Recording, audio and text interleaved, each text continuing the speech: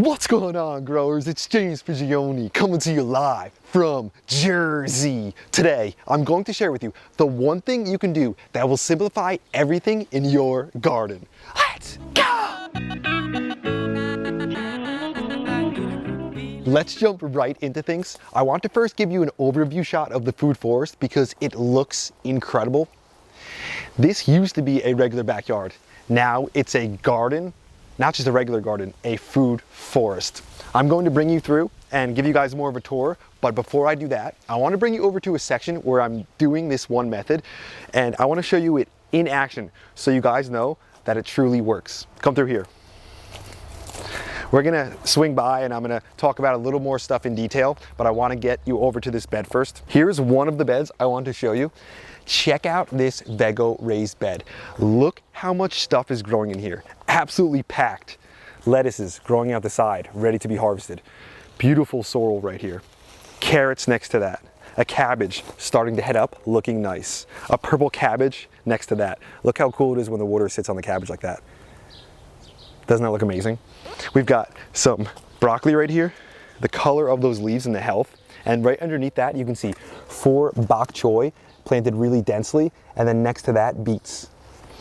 It's an incredible amount of food in such a small amount of space, yet when you notice, everything is growing really well. That's because we have perfect spacing. Let me grab one of these radishes over here. Come swing in here. Look, peek down there. Look how beautiful that looks. Radishes stacked in the corner. I gotta harvest one of these babies. Tuck used to love snacking on these radishes. This is a zlata radish. They've got a good flavor to them. And I mean, it's just so incredible when you grow this much food in such a small amount of space. People often ask me, James, how do you get full utilization out of your bed? How do you space things perfectly? Well, the way I do it is I use one simple method and it simplifies everything. When we first start gardening or get a raised bed going, we build our bed, place it in its spot, fill it with organic matter, then some soil, and we're like, it's all done. After that, we take a step back and we're like, wait, hold on a second. We haven't even planted the thing out yet. And then we start to think, especially when we're new gardeners, where do I even get started? I mean, I got this whole 4x8 raised bed or 3x6 raised bed, and I don't even know where to start, where to put one thing or the next thing. It can all be just a little bit overwhelming. When it comes down to it though, whenever there's things that are really confusing, the best way to absorb them is to kind of just break them down to simpler, smaller pieces. And that's what this method does. As you take a look at this raised bed right here, it's a lot easier to decide what to plant when you take the bed and you break everything down 1 square foot at a time. Then it's kind of easy. It's like, okay, what do I plant in this 1 square foot section? And then we can move to the next one. The cool thing about this method is a lot of the thought work in regards to spacing is already done because of this book right here, the Square Foot Gardening Book. It'll give you all the information. So say you want to plant cabbages, well, cabbages take up at least 1 square foot. They'll take up a square foot, like you notice right here. We've got a few bites from the cabbage worms, but I did just spray it with BT, so the newer growth looks good. 1 cabbage per square foot. What if we want to plant something like carrots? Take a peek back here. We could plant 16 carrots per square foot. What about bush beans? Look down here, 9 beans per square foot. This method not only simplifies things and allows us to plan and plant out our garden a lot easier, but it allows us to maximize our space because we are literally making the most of every square foot and even the space within that square foot. So almost when it comes down to inches, this allows us to grow so much food and have a bed that looks really similar to the one over there. Let's take another peek at it as we move over to another bed. Check out this bed right here. Another one I planted with the square foot method, and look how dense things are in here, but everything's still growing really well. There's actually 4 lettuce plants right here. It looks like 1 because it's so dense, but it's just allowing us to get the perfect use out of this space. Also, beets back here looking really healthy. You'll notice there isn't even that much light getting to the ground. When you plant densely, you have what we like to call a living mulch that protects the soil from drying out, also helps prevent some weeds. There are some gaps though where there aren't plants. So what we can do is we just grab a regular mulch, put it around our plants, and We're not even gonna have to do any weeding because there's not gonna be any light that hits the ground to allow weeds to come up. So this way of gardening is super productive. There's less weeding and there's a lot of other benefits, which we'll get into in just a minute. Right here is another one of my raised beds planted in the square foot method. Another great advantage to growing in the square foot method is you're actually going to be saving water. Because think about it, if I water this raised bed, the whole bed is being utilized. So what I'm doing is I'm watering all the plants directly, as opposed to just growing in a row or something and maybe watering a section that ends up being a walkway or watering some form of an empty space. When it's square foot gardening, nothing's wasted, no space is empty, and you're making sure that when you put water in this bed, it's being used by the plants and being sucked up, and you can see what they're turning it into. Some incredible food. Nice looking parsley back here too, and check out these kales. Look at the color on the scarlet kale. And the broccolis, soon a lot of this stuff is going to be heading up, and I'm very excited about it. Notice to my right here, what the heck happened? This bed's empty, there's not even anything growing. Or is there? I've got an experiment going in this bed, which I'm really excited to share with you guys. It's just not ready yet. We're gonna have to wait a little bit. It looks barren, it looks empty, but soon it's gonna be filled with plants. Check out over here. We've got the Williams Pride apple. This is our earliest apple variety, swelling up some of these apples. We've got it sprayed with the surround kaolin clay too, so it's protecting it from the plum curculio. I want to take you over to a section and show you how I plant out my beds in the square foot method and how I plant out my beds when I can't run strings to have perfect squares. So I'll bring you over to that. Before I do though, take a peek down here. Notice, look at this lettuce. This thing just self-seeded on its own. It has a little bit of dirt on it, but overall, man, this thing looks beautiful. Went right through the wood chips, and I love this thing. Bonus food in a garden like this. That's why I love a food forest so much. It's self-replicating, and sometimes we'll just let nature do the work for us, and we just get all the benefit. Come over here. I want to show you the tomatoes. We've planted these out just about 2 weeks ago. Look at the color of the tomatoes. Look how healthy they are. Look how beautiful they are. Notice we've got a garlic between every tomato plant. Really nice. And I've got so many different varieties here. We have 20 varieties of tomatoes in 20 square feet. This is right here an example of the square foot method on steroids, because we're combining two different gardening styles. The first one's a square foot method. We're planting 1 tomato per square foot. Then we're combining that with vertical gardening. We're growing things up instead of out. If you plant a tomato and you don't grow it vertically and you let it sprawl, that thing takes up about 4 square feet. But if you grow them vertically, you can grow 1 tomato in 1 square foot. And what we did here is we just multiplied that times 10. I've got a row of 10 tomatoes in 10 square feet. And I'm telling you, I've done this for years and the production is unbelievable. You guys need to follow along to see how well things grow in this manner, and I mean, all the different kinds of tomatoes in just this small spot. Come over here to the strawberries though. The strawberries look like they're going to have an incredible year this year. It's pretty funny because originally my strawberries were in rows over there, but as time has gone on, they just shot out their runners, formed new plants. Now the majority of the strawberries are in this section right here. Look at how beautiful they are. Their leaves are standing straight up, going for that sun and forming the strawberries. If you take a peek along that raised bed right there, the first strawberries are starting to ripen next to this raised bed. Oh, there's nothing like fresh fruit in the garden. And this variety is my favorite variety. This is the Shuckson strawberry. Absolutely delicious. Let me bring you over to another raised bed though and show you how I plant out in the square foot method. Let's pop back into the old food forest. I want to show you this bed now, and one thing you'll notice is the diversity within this bed and all the other raised beds. As we know, diversity breeds stability, especially when there's a lot of beneficial connections. When we plant out in this square foot method, that allows us to plant all different kinds of plants together around each other, but also still have really good spacing.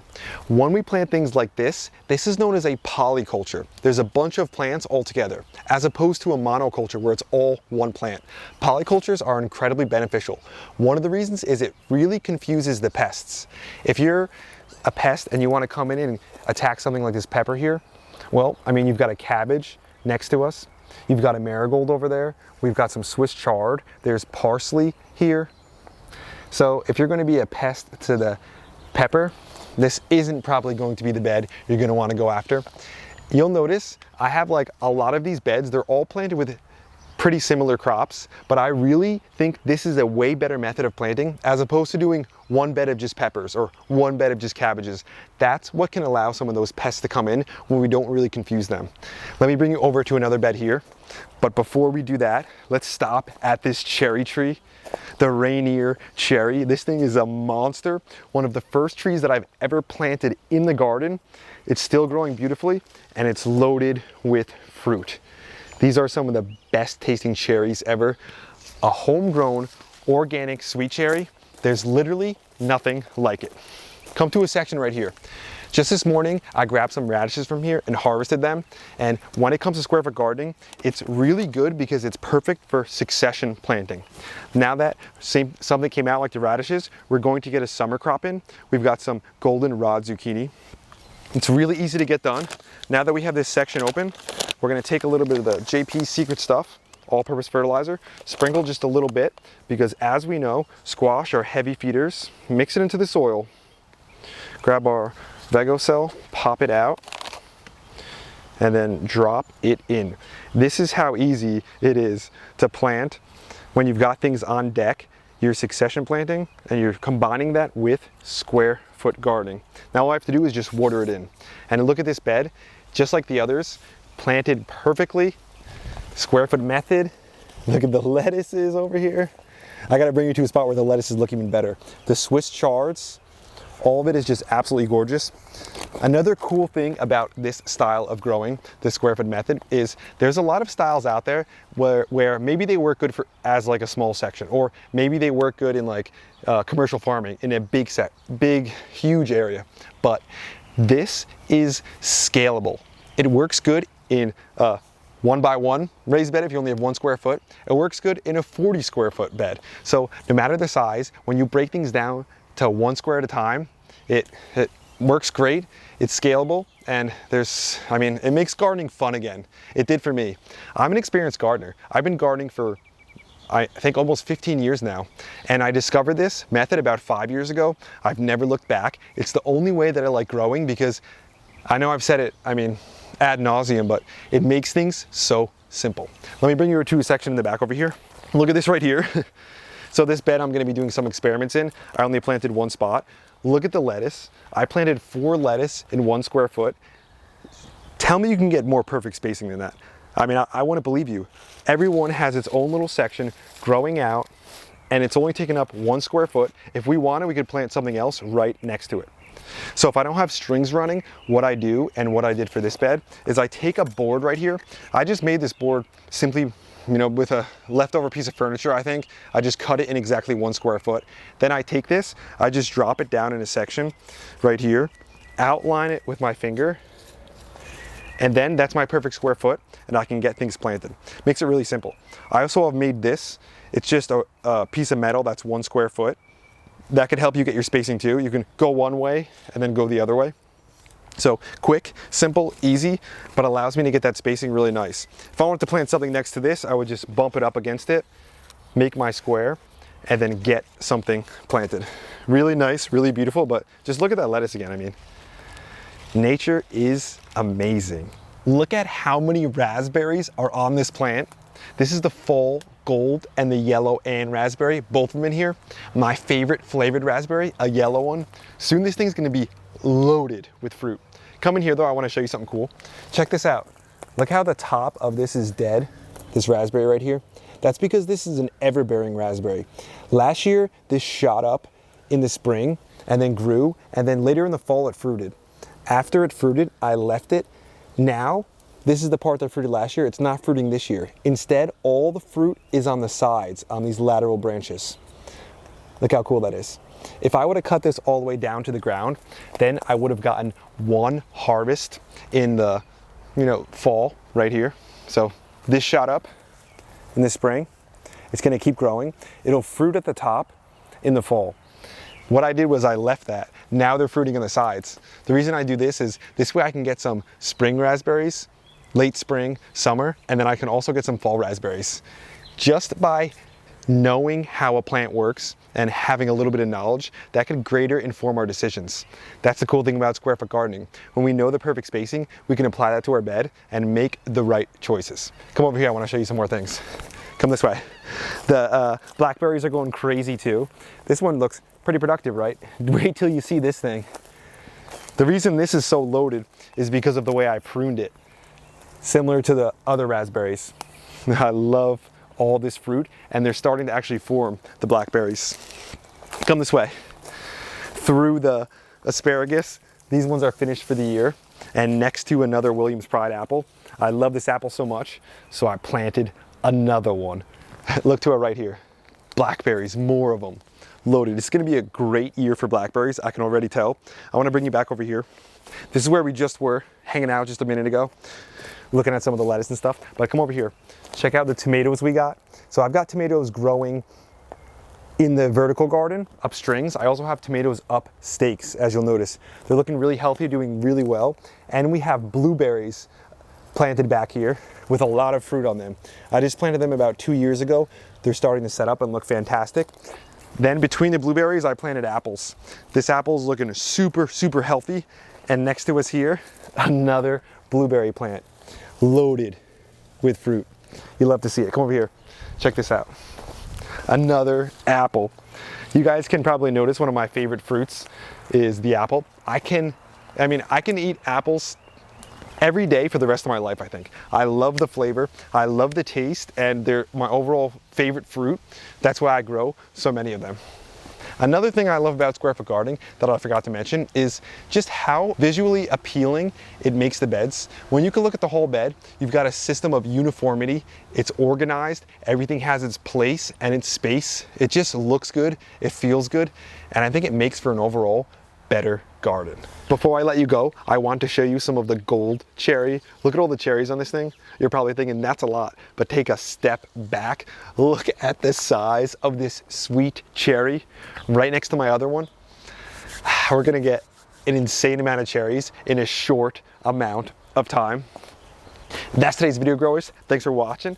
I hope you enjoyed it. I hope you got something out of it. I really hope that you try your hand at the square foot method.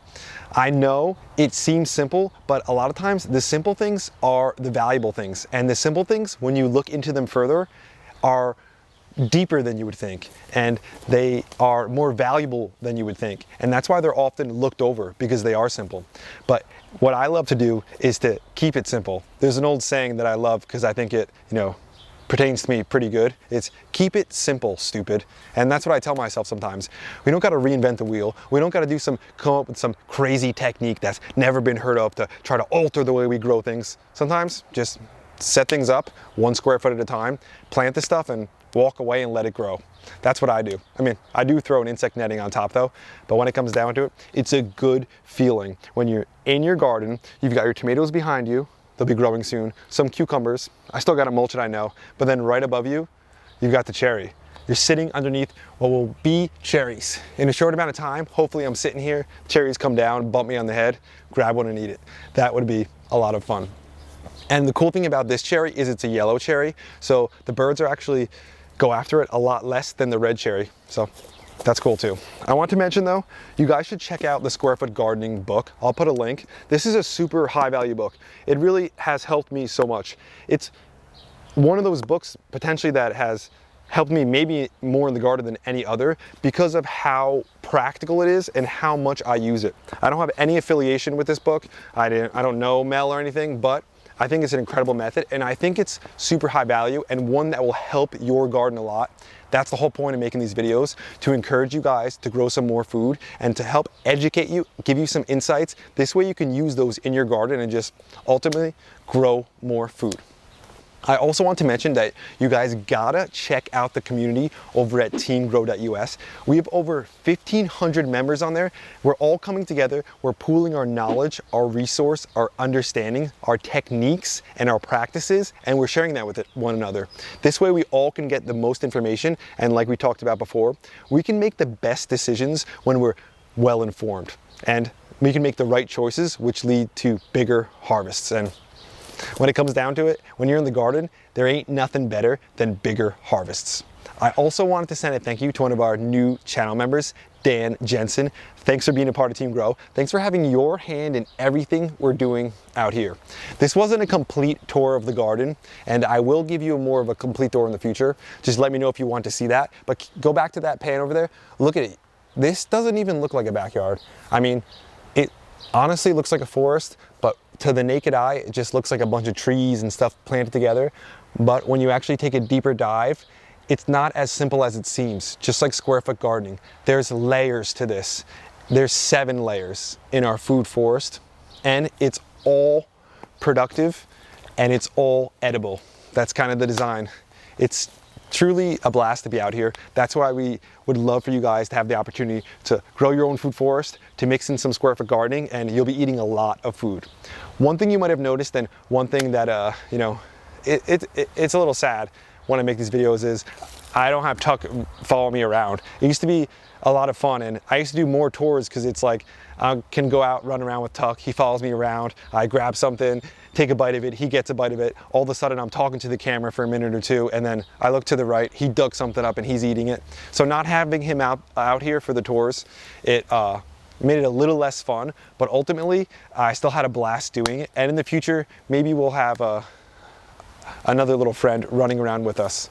Overall though, we just wanted to thank you for being part of the channel, for sticking around, and make sure you hit the subscribe button so you can continue to follow the progress on the food forest. And don't forget to go to teamgrow.us and join the team. I'll be back at you with another one real soon. We out.